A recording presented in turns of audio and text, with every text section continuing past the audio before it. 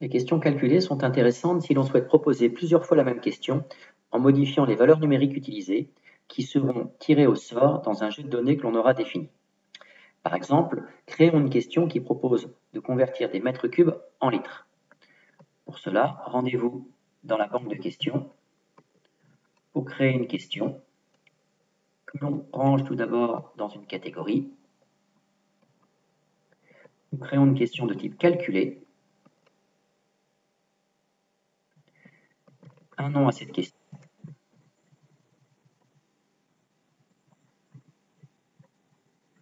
Ici, convertir des mètres cubes en litres.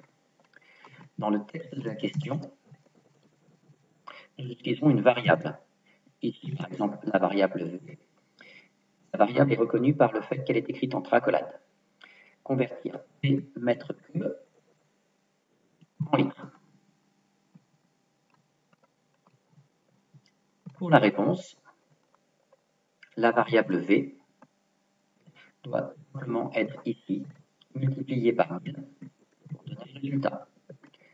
La note de 100% sera alors accordée. Puisqu'il s'agira de nombres entiers, nous donnerons une tolérance de 0 avec un affichage de 0 décimal. Enregistrons la question. Un deuxième écran nous propose d'utiliser le jeu de données précédemment défini ou, comme nous allons le faire ici, utiliser un nouveau jeu de données. Enfin, un dernier écran nous propose de choisir la plage dans laquelle les valeurs de V seront tirées. Par défaut, c'est entre 1 et 10. Nous pouvons modifier comme nous le voulons, entre 0,5 et 5 par exemple, en choisissant 3 décimales si on le veut. Mettons à jour les paramètres. Un premier exemple pris dans la base 1,3 fois 1000, 1300.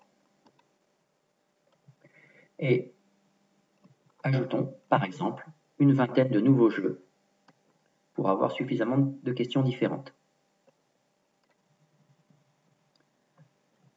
Si nous souhaitons visualiser ces différents jeux, nous pouvons les faire afficher. Par défaut, seul le dernier est affiché. Et nous voyons les différents jeux apparaître.